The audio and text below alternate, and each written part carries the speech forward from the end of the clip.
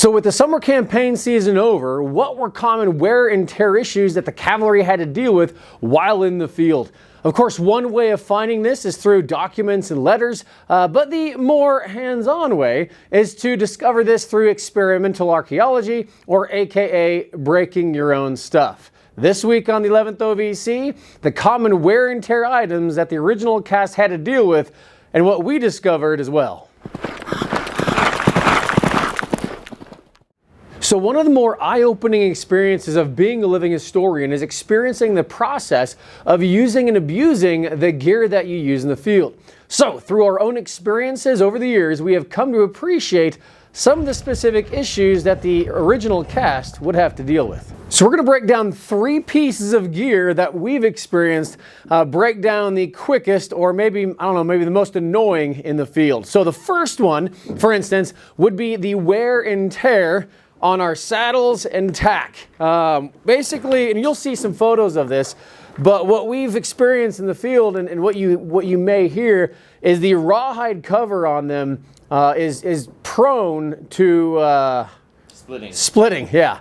The whole idea of, you get it wet, it rains, and then dries out, shrinks, stretches. That's definitely something that we've dealt with. And so what you'll see here, so this is the saddle that I actually wear, and we'll take photos and show them right now. But there is 3 distinct areas that these saddles tend to split when they get wet. This saddle right here was soaked at Blakely a couple years ago, or last year, a couple years ago. Yeah, Fort Lakely, right? And it just dumped on us, on our gear.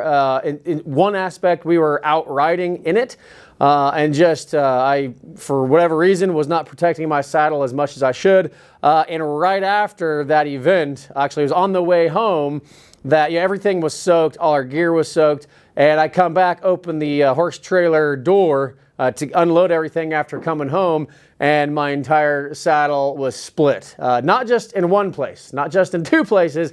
My saddle was split in the rawhide in 3 distinct places.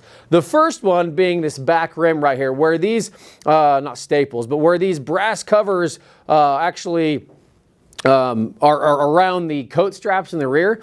You'll see here that the brass, the rawhide breaks around that brass.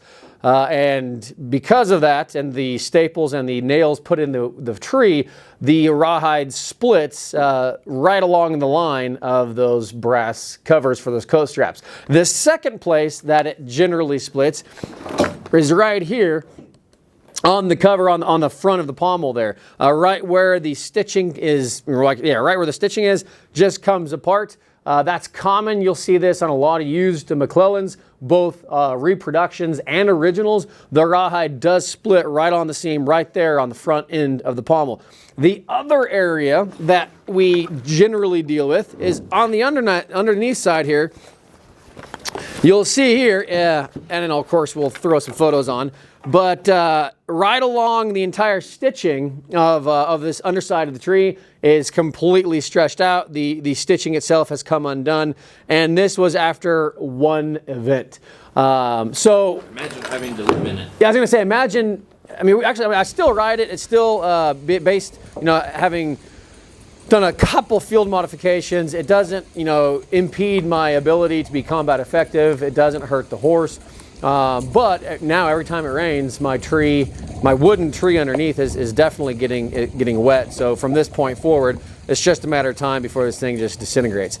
But this is something they dealt with in the field. So that was one event. So, it rained at Blakely during that event. We come back 2 days later after it gets all dried out and it splits.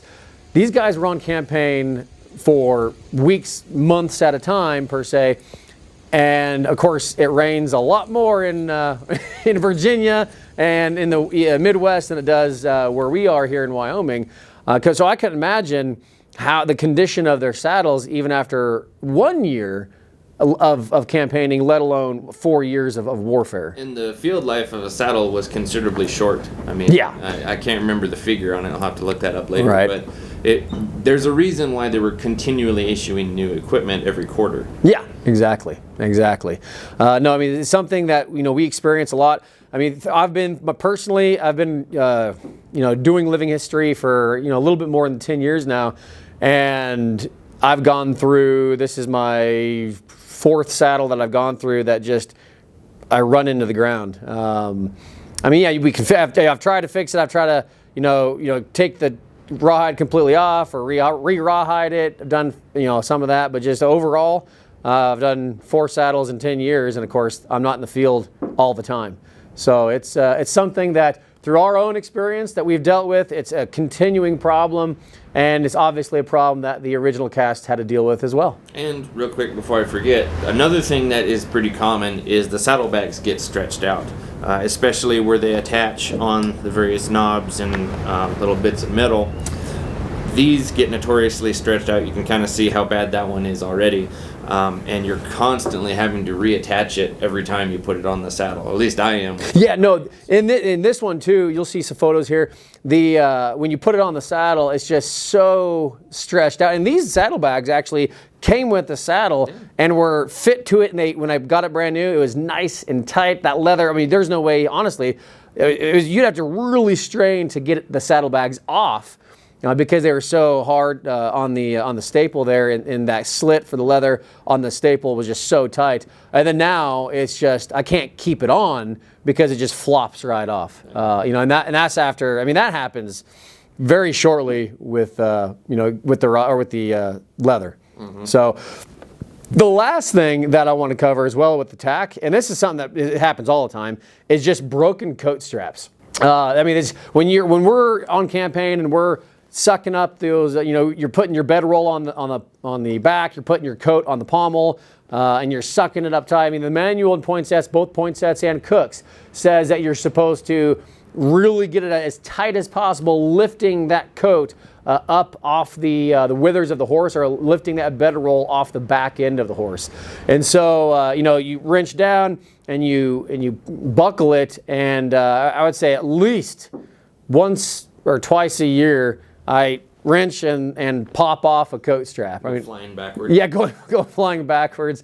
That's actually why both for me in my saddle, and just whether I'm a sergeant or just trying to care for my other team members, I carry extra coat straps, and they're just nice to have around anyways to secure things. But I always carry extra coat straps, at least 2 of them, in my saddlebags. So, experience on your side. Have you broken any coat straps? No, not yet. No? Oh man! All right. So you're luckier than me, or maybe I shouldn't pull as hard as I do. Maybe. I don't know. Anyways, always keep some extra coat straps, or that's something that we've experienced in the field. So, all right. Anything else on the saddles? I think that's it. All right. Our second piece of gear that we're going to be talking about is the carbine and the wear and tear that we have on our primary weapons. And one of the things that I have found, at least in my own experience over the years, is I don't know how many times we've lost barrel bands on carbines, especially for Spencers, because where this spring is to hold that barrel band on, it fits right into the carbine boot if you use one when you're riding around. And I don't know how many times we've been over at the fairgrounds at drill, and we get off the horse and realize, oh crap, we just lost another one of these somewhere. Exactly. So somewhere there's, I'm sure when they're cleaning, they're like, what the heck is all of these gun parts in the middle of the riding arena? Yeah. But that's us. Yeah. But it makes you wonder how many times the original guys would lose or have bits of pieces that come off of. Well, I know for their firearms. For certain events that we've done, I bring I don't know if I should or not, but there's a couple originals. I have original Sharps and a Burnside that I use, and on the original Sharps, I've lost barrel bands on there as well. Again, you're like not good, right? Don't do that, Steve. So I guess my point is, again, it goes through the experiential archaeology that we do. We've lost a significant amount of barrel bands in our carbines, and again, using the originals and looking through, just looking at all the originals that are out there, that's something that they experience as well. And as many original carbine barrel bands that we find in the field, and just metal detecting, that kind of proves that point. Same thing with, we find buttons everywhere because they popped out buttons all the time. We find a fair amount of barrel bands as well. And so again, it's nice to correlate what we experience as reenactors or living historians with the originals and the original cast and what we find on original battlefields. Another thing that we end up doing a lot, or at least I've found, is invest all of this money in these really expensive reproductions or originals, unlike some others. But and just beat the tar out of them because horses are very hard wearing on all the equipment that we use. Actually, that's probably one thing to kind of we should sum up everything is horses are hard on everything. You think, it makes sense on tack and their bits and the harness and everything, but even your own personal gear, the horses just destroy everything.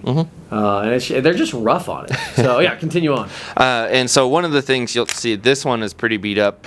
So the carbine slings and the swivels, as you're using them, are constantly going to be beating the tar out of the buttstock on the interior part of your carbine there. And you can see there's a line here. We'll do some close-ups here, but where it's rubbing directly against that sling swivel there, and then the chain is just constantly beating up against it there. So this whole area is going to be pulverized if you're not too careful. And a lot of times, I've noticed a lot of us when we're at drill or we're out on campaign somewhere, a lot of us keep our hands on this to kind of keep it from bouncing around. Now the danger is that as it's bouncing around, you smash your fingers, and I don't know how many times that's happened with me as well. But it helps a little bit, so you're not beating this up as much. And that's one thing again.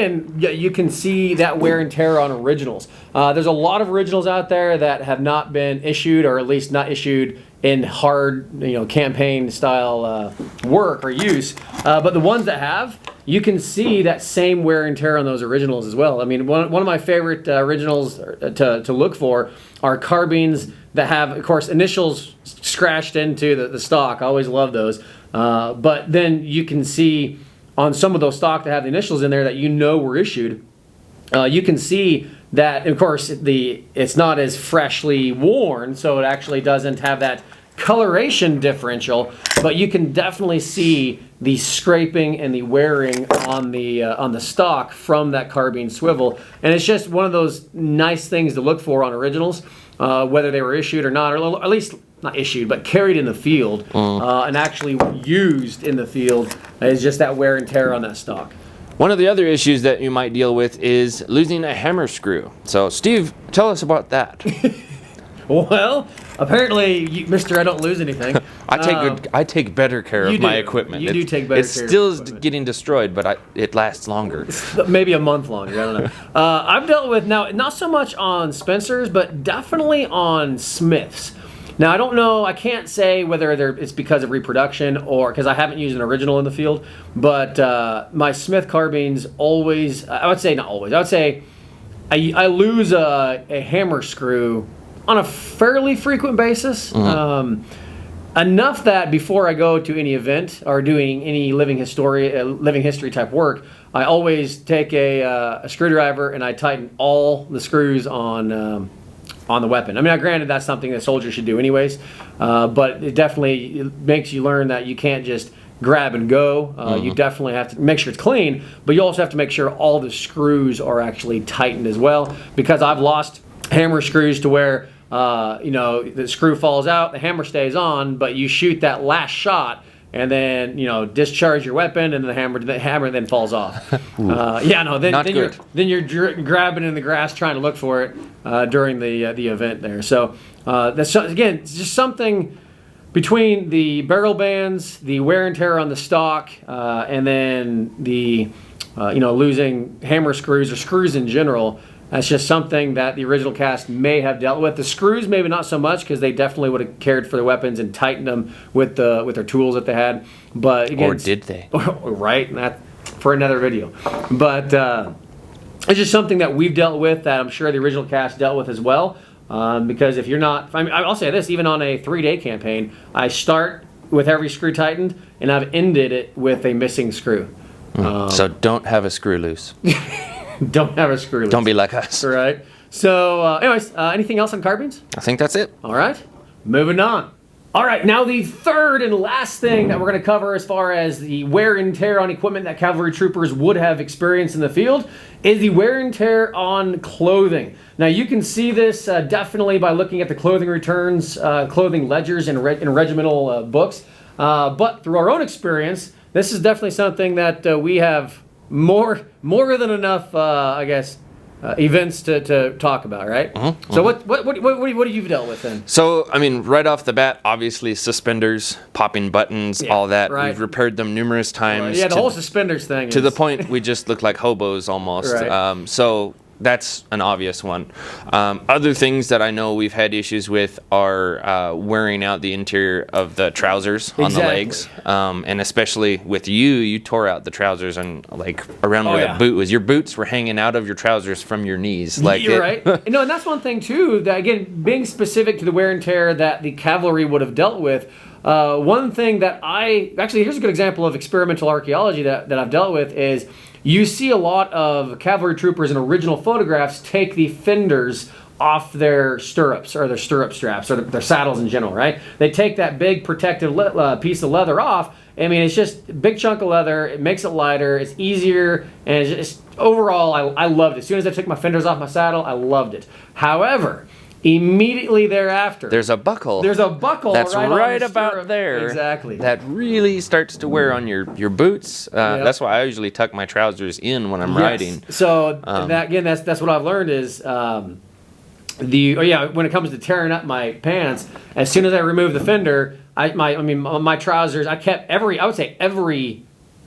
every day of riding all day, I would have to sew my pants because that buckle would just rip my pants after a day of riding, and to the point where I would just because I like to ride with my pants over my boots. That's definitely something that we might talk about in a different video as far as pants over your boots or pants in your boots. But the whole pants tucked in your boot thing.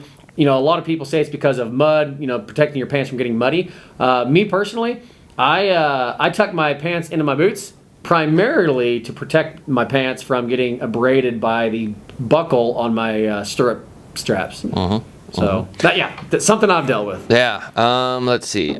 Just basic wear and tear. I know as cavalry, we have the saber hook on our belt, and that has caught like my gray coat several times. There's a couple times where and I take fairly good care of my uniform and equipment, and I mean otherwise I wouldn't have had it last this long. So, it's the joy of being a reenactor, but it is definitely getting some wear and tear over the years, and I've got nicks and holes that you're moving away from the saddle, or you have your stuff laid out somewhere and a hook just like catches, and all of a sudden you got this little triangular tear that you have to mend, and unfortunately I haven't quite got around to fixing it yet. But that's why it's so important that in any downtime you're constantly mending your uniform. Exactly. Otherwise it's not going to last. No, and I mean, the more holes that you let appear in that, they wear out more and tear more, so you get more airflow in here and it's not warm anymore. Yeah, exactly. Which is not good. Not good, especially out here. So so another thing too that I think, maybe I'm wrong, but that might be cavalry specific versus say infantry. Of course, when I say cavalry specific, I mean mounted. So this actually would apply to artillery as well. But blowing out my drawers, and I don't mean that blowing out. You go ahead. Oh, I was just saying, you're going to have a lot of wear and tear on some particular seams. In particular, right down the middle or in the crotch. In the crotch area? There's a couple people I know that have blown out their crotch. Yeah, should you not be wearing the federal issue drawers? You're right. Or maybe you are. I don't know. But the private purchase drawers, with the fly and everything, and several guys have blown out the crotch. Just because it's a very hard-wearing seam as you're constantly bending, moving, picking things up. Well, for me, it's because the infantry, bends, moves, picks things up as well. But for me, it's when you mount. When you stretch your leg and put your leg in that stirrup, there's been especially in just very hot, humid situations where everything is sticking to you, right? When you lift your leg to mount, that's right then is where I've felt it. You feel it of just like your whole drawers just, it was at that point that Stephen Dacus realized he should not have done that. Exactly. Or just keep going. No, I've blown out every pair of drawers that I've gone through and had to resew and resew and resew and resew. Every time it's been when I mount. Or extend my leg, thusly.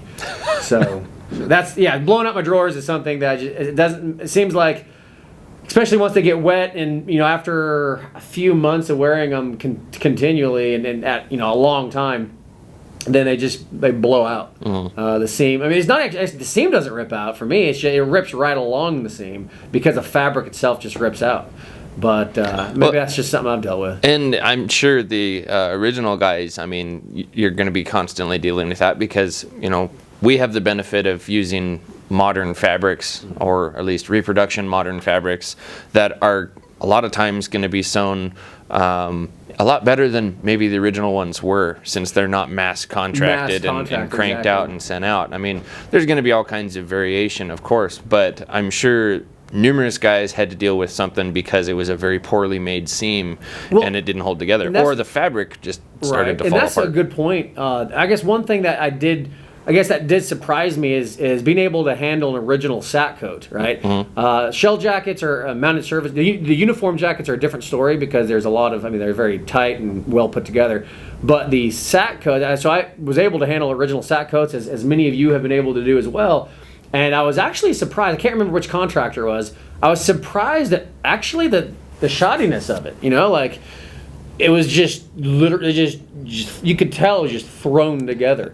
And you're right, I think in some ways, now maybe not so much, I think there's a lot of variability here, but definitely in some instances, what we have today, even with the correct, the correct fabric, the correct stitching, the correct, kits and everything, we might be putting together our uniforms slightly better than the mass-produced, especially the sack coats of the original cast. So something to think about. So, actually, one other thing too that I've noticed is, especially for some of the original saddles were definitely smaller. Now the original cast was smaller as well. But one thing that I have noticed on some of our guys is if they're through the wear and tear of the saddle, if the shield of the pommel is bent up just a little bit, then, of course, depending on how you ride and how rough it is, over the course of a day or whatever, going up hills, down hills, you catch the front of your trousers, like with a button seam, on the bent up kind of point of the shield, and after the end of the day, your trousers are disintegrated because of that. Yeah. We've had a few of our guys deal with that. But make sure you have all of your bits of metal hammered down so there's no points hooking up and that's what it was. Catching stuff. That shield was bent up just enough that when you lean forward or jostle, move around in the saddle for the hour or two of trotting. Yeah, or an hour of trotting. That'll do it too. Of course, a lot of it's just leaning forward, but yeah, your whole front of your trousers is ripped to shreds because of that. So, and later on in the Indian Wars, in the 1870s, you start to see a lot of field modified trousers where they're lined with canvas on the inside. Yeah, exactly. It's a little harder wearing than some of the softer wool fabrics that the Army would have been issuing. Yeah, so, exactly. That's a good point. Yeah, good point. And again, but they didn't do that quite yet. No, not in the Civil War. But I think those are lessons learned of the Civil War. Of the wear and tear. And a lot of it, they're being issued surplus stuff from the Civil War. Exactly. So, kind of carries over. Exactly. So, anything else on the clothing side of things? I'm sure there's much more. Yeah, but, we try to. I think we've got the main. All right, stuff. we try to narrow it down to these 3 points. So, guys, we appreciate you watching this video. Please like, subscribe us. Please support us as in any way you can. And of course, until we see you in the field next time, ride hard. Although we didn't talk about the emotional wear and tear, though.